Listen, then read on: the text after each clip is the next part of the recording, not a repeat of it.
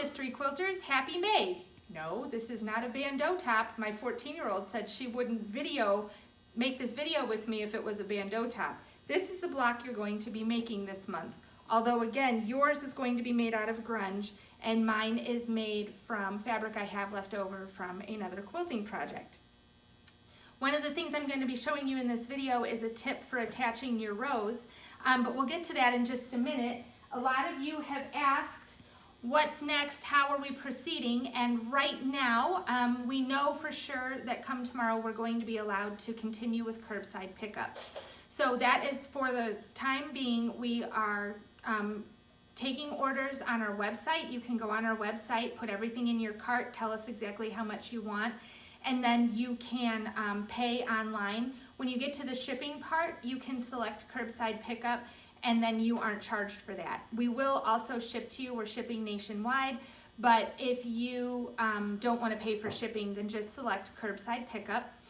We're here right now Monday to Friday, 10 to 2.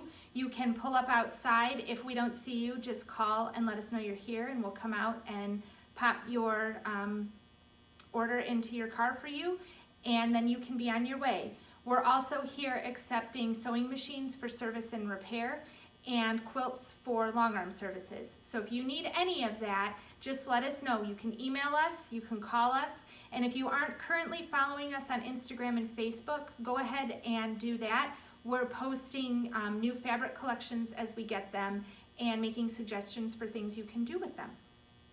Okay, enough about that. Let's get to what we're going to do today. Today I'm going to show you 3 things. I'm going to give you a tip for attaching your long rows together. I'm going to give you a pressing tip. And I'm also going to show you how to use a leader. Each of you will be getting one of these small squares of purple fabric in your envelope with maize block. You're also going to receive a recipe. I think it was butterfly cupcakes is what goes out this month. These squares are very, very useful when you're trying to get points under your needle, and I'm going to show you that in just a minute. Claire, why don't you come closer? One of the things, one of the units that you make in your block this month is this unit right here. It's a half of a flying goose. Normally a flying goose unit would have another one of these triangles on this side, so it looks like a V, like a formation of geese flying through the air. But this is half a goose because we're only attaching it to one side. This is what the unit looks like when you are finished constructing it. We had somebody who was kind of frustrated with last month's block about how things were turning out.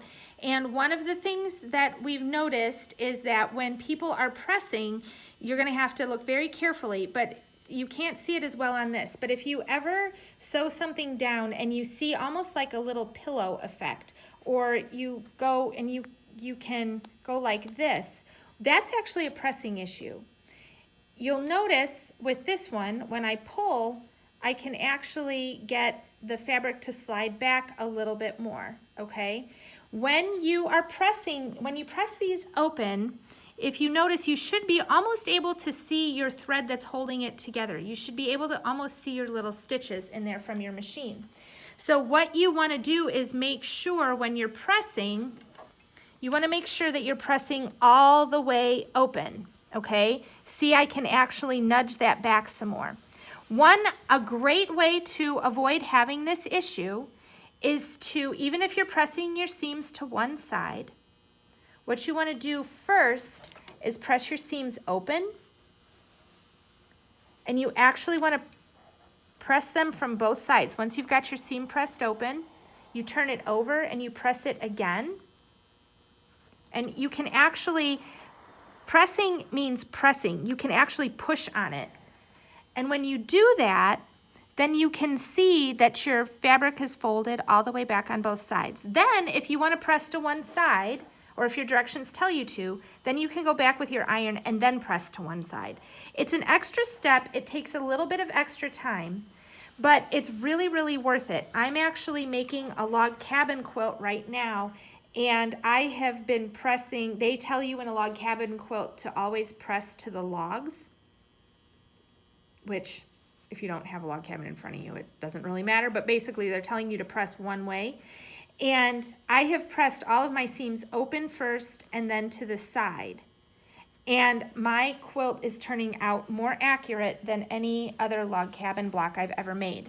If they won't lay down, if you do this and now your seams won't lay down, one really great notion we have is this best press.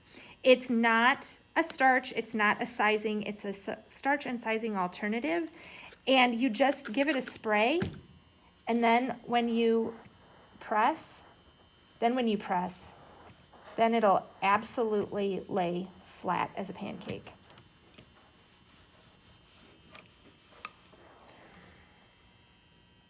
So the best press I actually have been, when I'm finished with a block, I turn it over if the seams aren't totally crazy. If there's any places the seams are giving me trouble, so like here, I give it a shot with the best press, and then I make all my seams lay the way I want them to. And this step actually will benefit you later on when you're quilting, because the more everything is laying flat, the easier it is to quilt it. Okay, so there's your pressing tip. Now I'm going to talk to you about using a leader. Last month, I told you that you always want your needle to drop into your fabric. When you look at this unit, the only way for a needle to drop into your fabric is to have a point under your needle. So no matter what you do, where your needle drops, I'll use my seam ripper to show you. If you need to get down lower, you can, so you can see this. Your needle drops, you want your needle to drop into your fabric. There's no way to have all of the fabric under your presser foot, and you're going to get that bunching. So what you do is you lay your leader under your presser foot at the back, so it's covering your back feed dogs, and now your needle will drop in here. Then when you're done, you just pull your leader away, and I have it all set up over here to show you.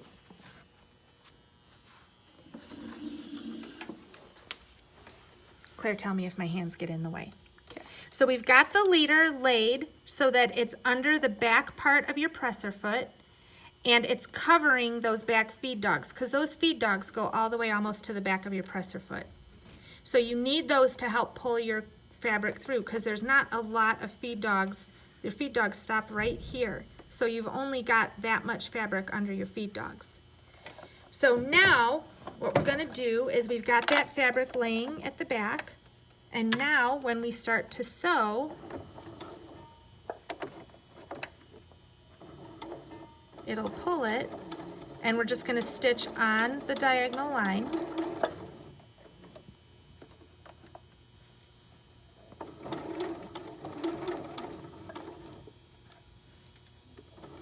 All the way to the end. And then, now, people go, but your leader is attached. Yeah, but it's only attached by 1 or 2 stitches. So all you have to do is pull your 1 stitch and it's out, and you still have a nice point. So now you can,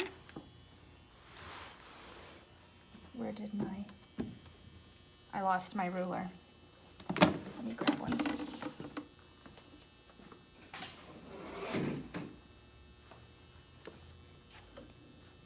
And I took all the small ones home. So we're going to use this nice big one. And we're going to lay the 1/4 inch line of our ruler right on our diagonal. And you cut off your extra 2 triangles, okay? And then you press it open, and you've got your 1/2 square unit. So you'll each have one of these leaders in there. Go ahead and experiment with that at home and figure out how to use them. And then the last thing I want to show you is putting together rows. What you want with this, this block is really a relief after the last one. The last one had lots of points to put together. This one only has points in the corners. And no matter which way you do it, they come out almost perfect because of the way they have you constructed on the back. So what you want to make sure is when you are done that you have a 1/4 inch from your point to the edge of your quilt, because when you sew this block to the block next to it, if you don't have a 1/4 inch here, your point will get cut off. So you always want to be able to check that, and here is an easy way to do that. When I'm sewing rows together, I go through and I line up my seams, and I use Wonder Clips, not pins. If you use the actual Clover brand of Wonder Clips, on the back of the Wonder Clips you can see a line and a second line. This second line is exactly a 1/4 inch from the edge of the Wonder Clip. So you can put it on here and line up your edge of your block with that line. So I do it there, and I do it here, where my squares come together, and then I can check. I can open this up and check. If I do it with a pin, I can't open up and check. So this was a block, this was a block. I put my Wonder Clips on those seams where I want my blocks to come together. And then when I get to this edge, where I have the point, I can do the same thing. Come down, 1/4 inch, and I can open it and check and see my point is gonna come together perfectly. So now I'll just go ahead and I'll add a couple more pins so that this is nice and stable, and I put it through my machine, and obviously the Wonder Clips have to come off as it's going through your machine, but I put it through my machine, and then I have the block exactly the way I wanted it to be. The Wonder Clips, there's packs of 10 for sale on the website. Otherwise, you're getting a leader, your pattern for the block, and a recipe in your packet. And again, if you send me an email, Megan@bquilting.com, and it's MEGHANN@bquilting.com, and tell me something you learned, you get another entry for our grand prize at the end of the year. So I hope that you all are well. If you have any questions or any problems, send me an email, let me know. You want to tell me what you've been up to, send me an email and let me know. We can't wait to see you all back in the shop soon. I hope everybody is safe and well. Bye.